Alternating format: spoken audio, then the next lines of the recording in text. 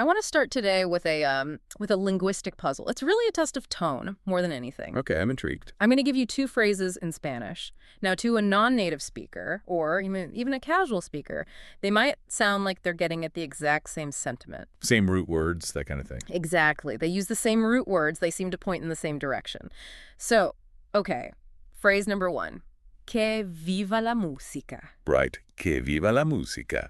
So, long live music. Or maybe, let music live. It feels like a cheer. It's a cheer. That's the perfect word for it. Yeah, it's what you shout at a festival, when the band comes back for an encore. It's exuberant. Exactly. And it's external, isn't it? It's about the music itself. You're celebrating it. Absolutely. Okay, now phrase number two. Quiero vivir. Ah, see that is significantly different. I want to live. Totally different feeling. It's completely different. That's internal. It's about the self. It could be a plea or it could be like a demand, a declaration. And that distinction between cheering for the art versus, demanding survival for the self, that is the cliff edge we are walking on today. Okay. Because we have two artifacts that use these titles.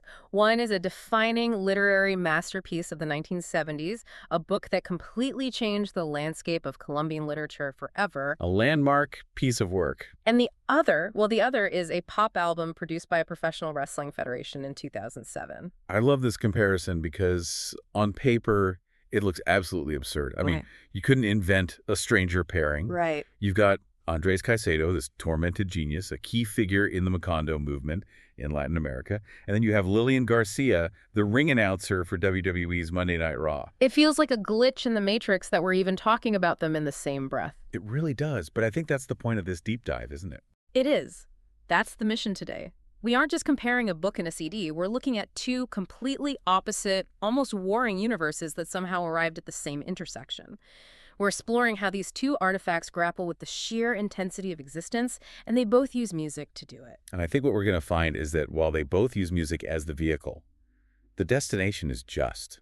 It's radically different. How so? Well, in the novel, music is this party without end that might just kill you. It's a dangerous, consuming force. But in the album, music is this structured, ambitious, life-affirming ladder to success. It's the clash between a suicide on publication day and a musical career launched by a billionaire CEO in a boardroom. That is the stark reality we're dealing with. It's the difference between art as a sacrifice and art as a strategy. So let's jump right into the deep end. We have to start with the novel. We have to start with Que viva la música. Right. And to understand this book, you really, really have to understand the mythos of the man who wrote it, Andrés Caicedo. This isn't just an author. He's a cultural icon in Colombia, a figure of tragedy and genius. But the story of how this specific book came to be, it's strange. It starts in a place you would never expect for a masterpiece of Colombian literature. It starts in Los Angeles. In L.A., of all places. It does. And this context is so vital. It's the early 1970s. Caicedo, this young guy, travels to the United States. But he's not there for a holiday. He's not there to see Disneyland or soak up the sun. No. He is on a very specific, and you get the sense, a somewhat desperate mission. He is trying to get in touch with Roger Corman. Okay, we need to pause on that name. For those who might not be film buffs, who was Roger Corman? Why him?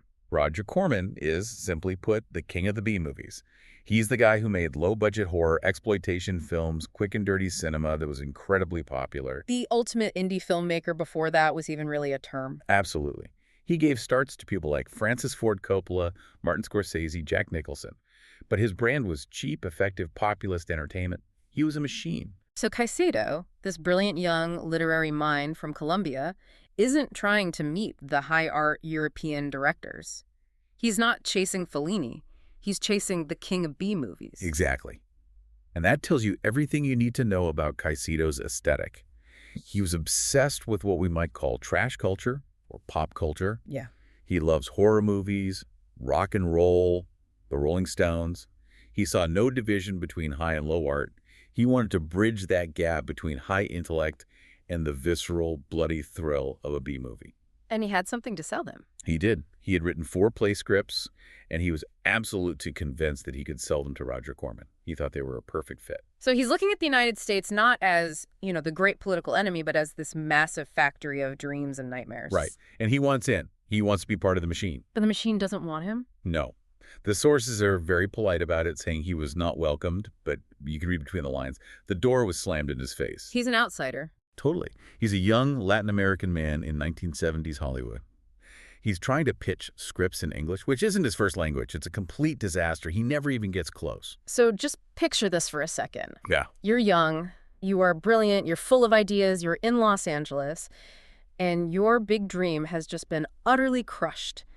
You are completely alienated. What do you do? You consume, you absorb. He spends his time in the U.S. just watching everything. He's in movie theaters constantly. He's studying the blues. He's dissecting rock music. He becomes this incredible sponge for the very culture that just rejected him. And in the middle of all that, he starts writing. And that writing becomes Que Viva la Música. Yes. The novel is born directly out of that frustration, that displacement, that anger. He takes all that American rock energy, all that cinematic pacing from the movies he was watching, and he decides to transplant it back to his home turf. To Cali, Colombia. To Cali. It's just fascinating that a novel so deeply Colombian, considered by some to be the Catcher in the Rye of Colombia, this masterpiece of urban literature, was actually forged in the fires of a Hollywood rejection. It speaks to that cross-pollination. He's taking the first world pop culture, the Rolling Stones, the rebellious attitude, and he's going to inject it directly into the veins of the third world reality of his city. It's a collision. A deliberate collision. For sure.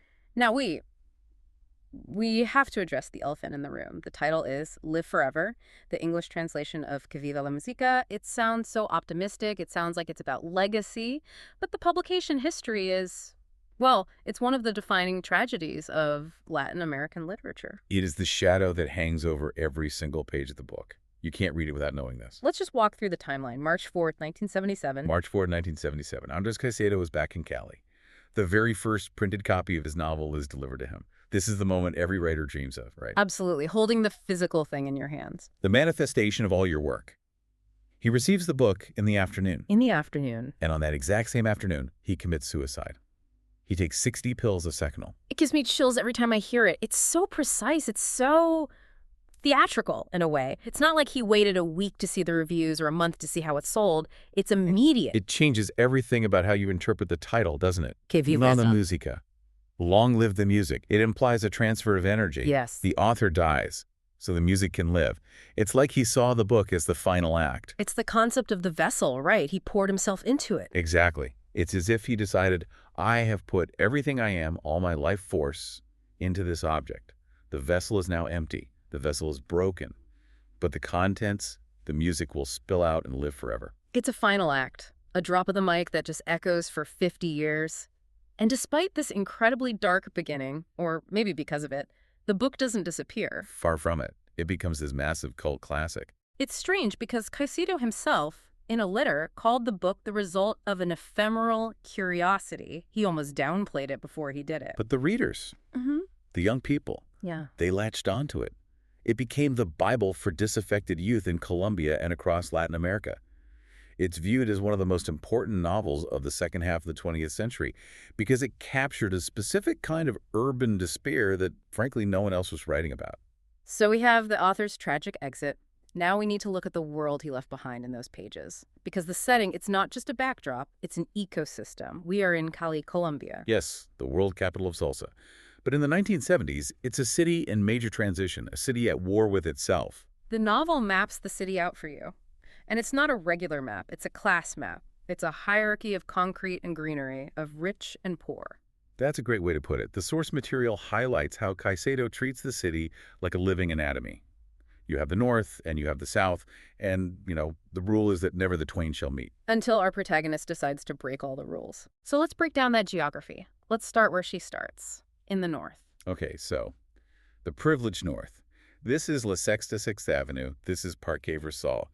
The source describes these as magical places. Magical. Magical in a very specific way. This is where the money is. This is where the American influence is strongest. It's orderly, it's clean, it's manicured.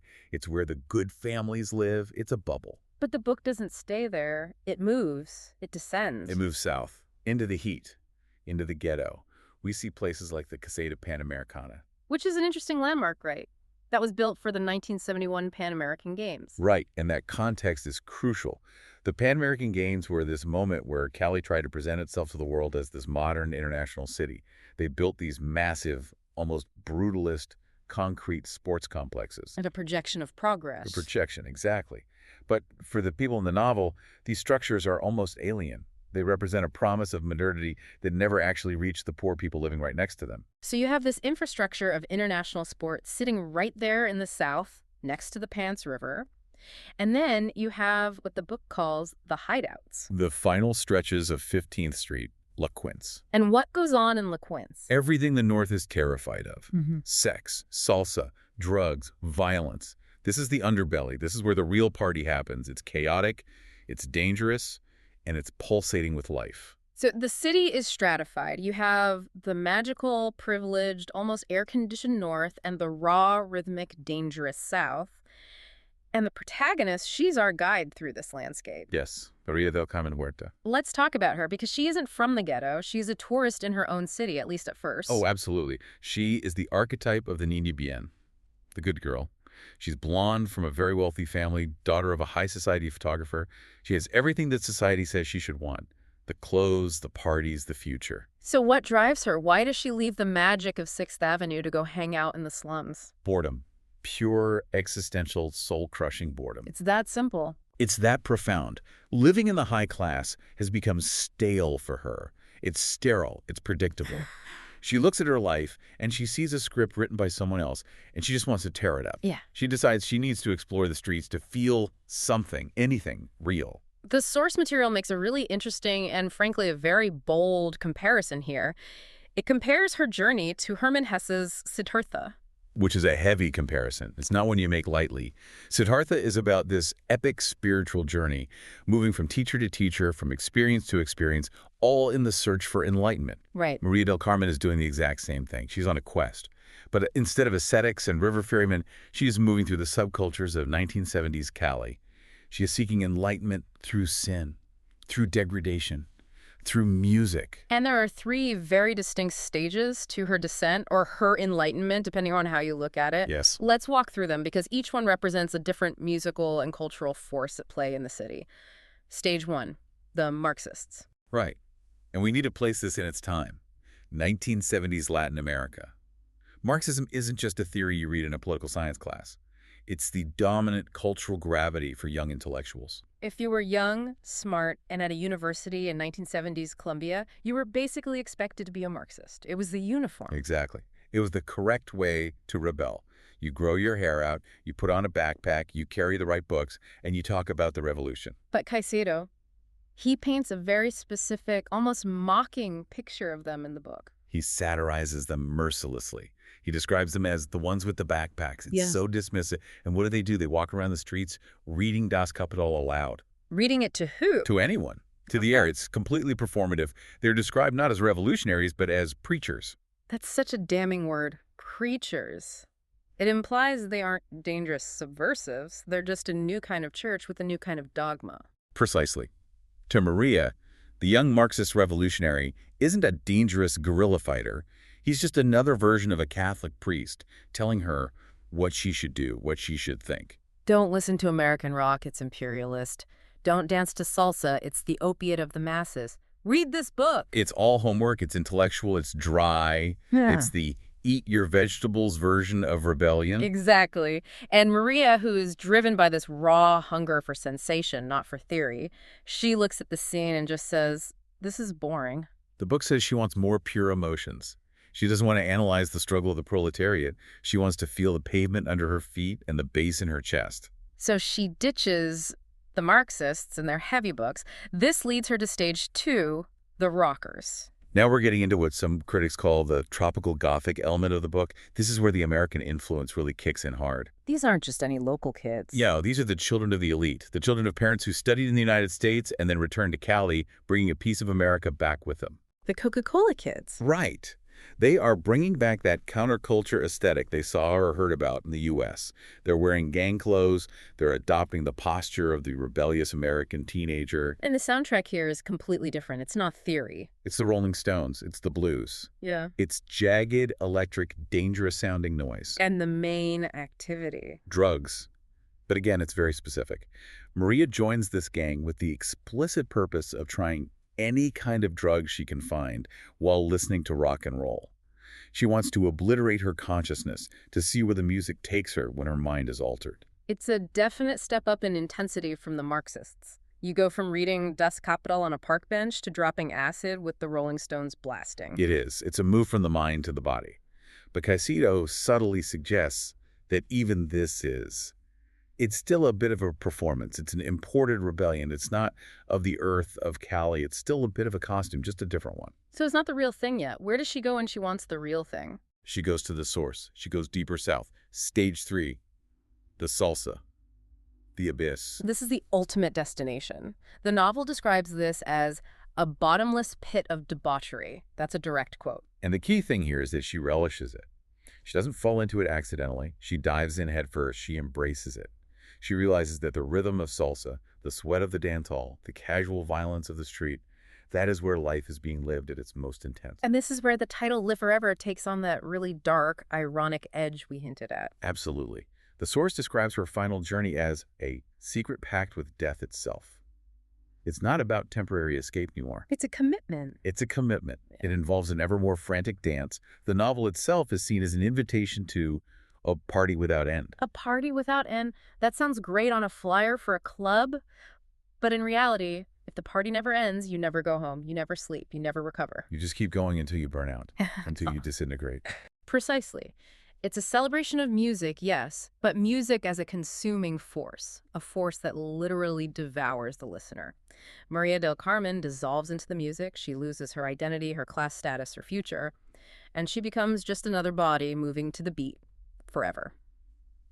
So to sum up this half, we have a protagonist who rejects her high-class origins, rejects the intellectualism of the Marxists, dabbles in the imported rebellion of the rockers, and finally loses herself completely in the local, visceral, all-consuming rhythm of salsa and sex in the ghetto. And the author kills himself the day the book is released. That's just heavy. It is a heavy, heavy artifact. It's a book that basically says the only way to truly live is to destroy yourself. That is the thesis of Que Viva la Música. It's a beautiful, terrifying idea. Okay, now, I want you to take a deep breath. We are going to pivot. And when I say pivot, I mean we are going to snap our necks looking in the other direction. Let's do it. I'm ready for some whiplash. We are leaving 1977 Cali. We are leaving the suicide pacts, the literary canon, the existential dread.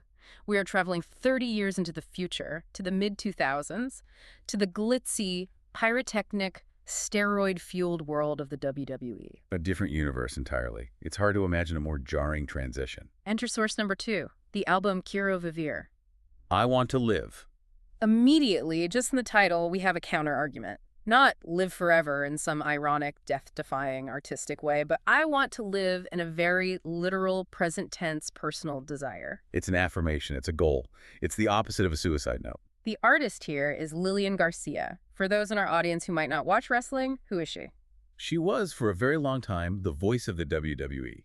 She was the primary ring announcer for their flagship show, Monday Night Raw. She'd stand in the center of the ring, dressed to the nines, and introduce the wrestlers with this incredible, powerful voice. But she wasn't a wrestler herself. No, not at all. She was a singer. That was her background. Yeah. And she has Spanish and Puerto Rican heritage, which is a key part of the story. And the origin story of this album is, well, it's one of those things that could only happen in the bizarre corporate machinery of professional wrestling. It's a corporate fairy tale, in a way. It starts at a pay-per-view event called New Year's Revolution in 2005. Which, ironically, sounds like a Marxist event from the first half of our deep dive. Right, but it's actually just a bunch of guys in spandex hitting each other. And Lilian Garcia is there to perform the U.S. national anthem. A standard part of any major American sporting event. But she does something bold. She does it in Spanish. That is a very bold move, especially in 2005 America. That's a statement. It creates a buzz, it gets people talking, and it catches the ear of one very specific, very powerful person, the chairman of the WWE, Vince McMahon. The boss himself. The billionaire. The puppet master. The boss. After hearing that performance, McMahon calls her into his office, and he suggests the concept of her recording a Spanish-language album. Okay, let's pause on the irony here for a second. Andrés Caicedo was brutally rejected by Roger Corman, the B-movie mogul he admired, and was forced to write his masterpiece in isolation and frustration. Right. Lilian Garcia performs one song, and the mogul Vince McMahon opens a door and says, "Let's make a product." It's the perfect illustration of the difference between an underground counterculture work of art and a mainstream corporate-backed production. This album wasn't born from angst in a lonely LA apartment. It was born from a strategy meeting in Stamford, Connecticut. But let's be fair to the music. And this is where the deep dive gets really interesting. Because usually when a wrestling company releases an album, it's a gimmick. It's, the wrestling boot band or something. It's a joke. Total kish. But Quiero Vivir, it isn't a joke. It's weirdly competent. It's actually a very polished piece of Latin pop. It's hyper-competent. And that's because in 2007, WWE wasn't just a wrestling company anymore.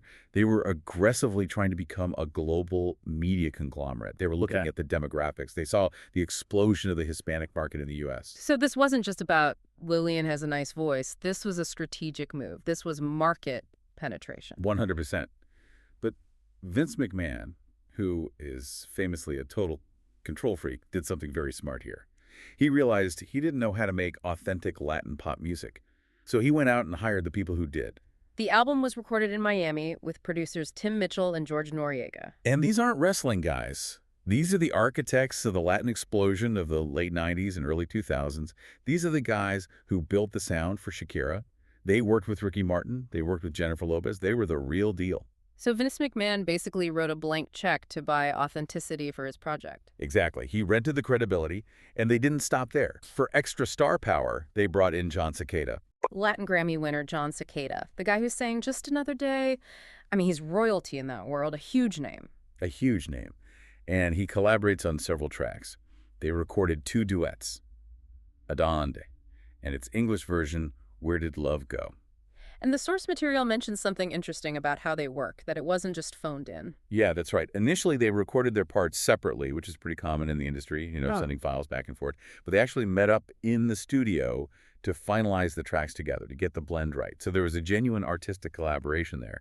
Secada was invested. And Lilian Garcia, she wasn't just a puppet here, was she? She wasn't just a voice for hire. Oh, and that's a really important thing to note. She co-wrote 11 of the 12 songs on the album. That's significant. That's a huge creative contribution. It is. It shows she had a voice, an authorial voice, in the project.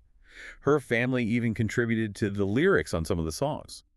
So while the impetus for the album came from Vince McMahon, the strategy, the actual content was clearly very personal to her and her heritage. So, the album drops October 9, 2007.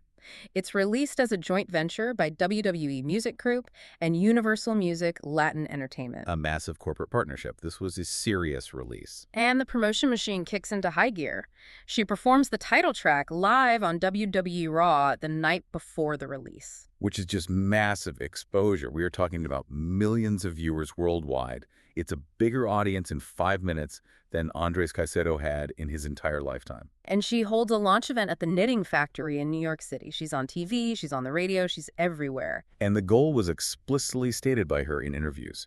Garcia wanted to appeal to both Spanish-speaking and non-Spanish-speaking audiences. She wanted to cross over. This was an ambitious project. So let's pause and really look at the so what here. We've got the dark, suicidal literary masterpiece from Cali and the polished, ambitious corporate pop album from the WWE. Why are we really comparing them? Because when you lay them side by side, they create this incredible dialogue about what music does for us. And specifically, I think it highlights the difference between music as a kind of religion and music as a utility. Okay, let's unpack that. In Caicedo's novel, music is a religion. Yes. In the novel, music is a vehicle for descent into the divine, or the profane, which for him is the same thing. Such as rock and blues moves to salsa. But it's always pulling Maria down deeper into the raw experience of life. It's the soundtrack to the abyss. It is. It's linked to debauchery. It's linked to drugs. It's a complete rejection of societal norms. It's a party without end that leads directly to a pact with death. The music consumes the listener. You sacrifice yourself to the beat. And in Garcia's album, music is a utility. Music is a tool. Yeah. It's a vehicle for ascent. It's a ladder. It's about professional ambition. It's about celebrating your heritage, yes, but in a way that is marketable and accessible. It's a structured, produced, corporate-backed affirmation of life. Quiero vivir. I want to live. It directly opposes the suicidal context of Caicedo's work. It's music as a career move, not music as a death wish. It's organic angst versus synthesized passion. And the scary part, the synthesized passion is actually really catchy. The production quality is top-notch. It forces us to ask, does the origin of the art even matter if the hook is good? That is the ultimate question, isn't it? And it gets even spookier when you look at the album's track list. I want to treat Garcia's track list almost like a counter-narrative to Caicedo's novel. The coincidences are just, they're really weird. Okay, let's do that. All right, track 2 on the album is called Angel. Okay, so in the novel, Maria descends into the ghetto, into the hideouts of sex and salsa. She's the opposite of an angel, or maybe she's a fallen one. The song Angel suggests purity or a guardian, a safety net, that is completely absent in Caicedo's Cali. Totally absent. Then we have track 4, Desenamorada. It means falling out of love. That's a perfect parallel. Maria falls out of love with her social class. She falls out of love with the preachy Marxists. She is constantly detaching herself from the structures around her. But in the pop song, it's about a breakup with a boy. In the novel, it's about a complete societal rupture. The personal versus the systemic. Exactly. And here's the one that really stopped me in my tracks. Track 7.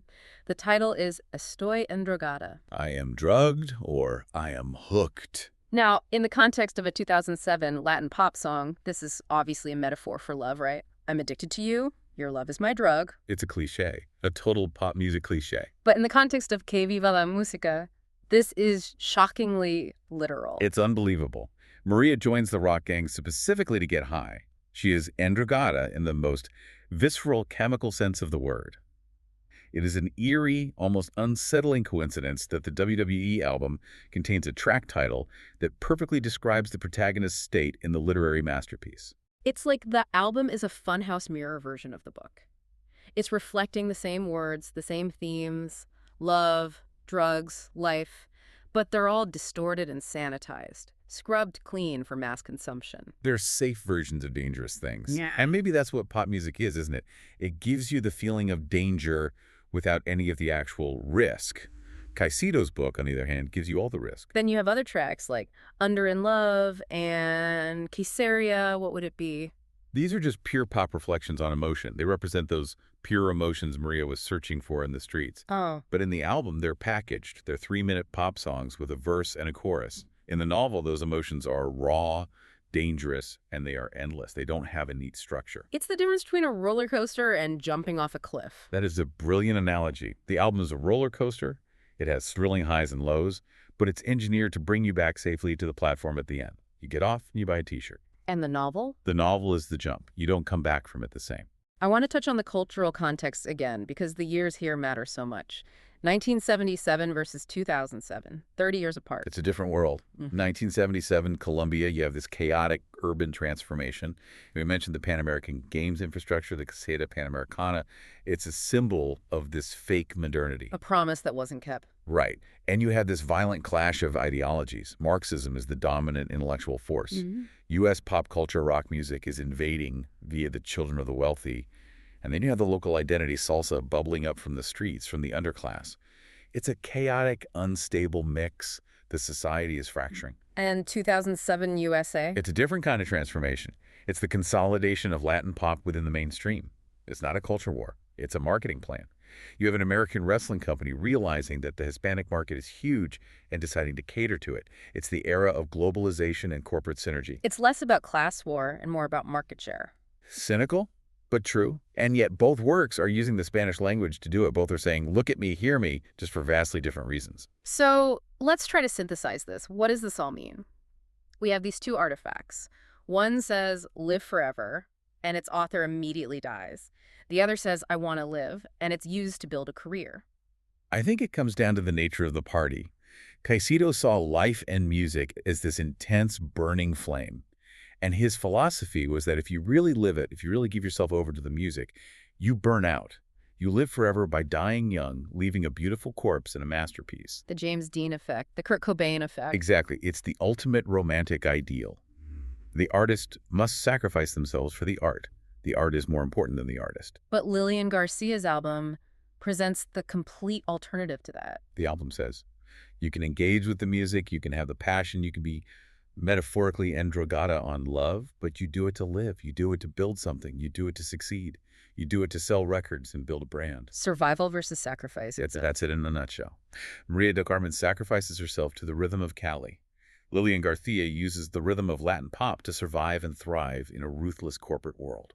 It is deeply ironic that the commercial product, The one funded by a corporation is the one that champions life, while the pure artistic masterpiece champions death. It really challenges our assumptions about selling out, doesn't it? We often think of the starving artist as the noble one, the pure one. But Caicedo's path led to self-destruction. Garcia's path, the commercial path, led to creation. 11 co-written songs, a voice, a platform. It makes you wonder if selling out is sometimes just another word for surviving. That's a provocative thought, and a really valid one. There's one more layer to the novel's title I want to explore before we wrap up. Que viva la música. It's a cry, it's a cheer, it's in the same format as Que viva el rey, long live the king. Right, it implies that the music is the monarch. It's more important than the individual citizen or the individual artist. Exactly. The music lives on. The person doesn't have to. The individual is just a vessel for the sound. Once the vessel is empty or broken, the music continues. The king is dead, long live the king. The author is dead, long live the music. Whereas Quiero Vivir puts the I front and center, I want to live. The self is the most important thing. It centers the individual's experience, my desires, my career, my life. The music serves the individual, not the other way around. It's the ultimate modernist versus postmodernist distinction, in a way. The surrender of the self to the grand narrative of art versus the assertion of the self as its own independent project. Wow. Two similar titles, two completely different philosophies of existence, separated by 30 years and thousands of miles, but connected by that one single impulse to make noise. And to use the Spanish language to do it. So as we wrap up this deep dive, we are left with these two visions. The Live Forever that ended in a tragic afternoon in Cali, and the I Want to Live that launched under the bright artificial lights of Monday Night Raw. Both valid expressions, both powerful in their own context, both using Spanish and music to articulate that core human desire to feel something. Whether it's the thrill of the abyss Or the joy of the stage. So here's a final provocative thought for you to take with you today. I'm listening. If music really is, as Andrés Caicedo suggests, a party without end, what is your goal when you step onto the dance floor? Is the goal to survive the party, like Lilian Garcia, to dance until the lights come on, find your friends, grab your coat, and go home safe to your bed? To have the experience but remain intact? Or the examber.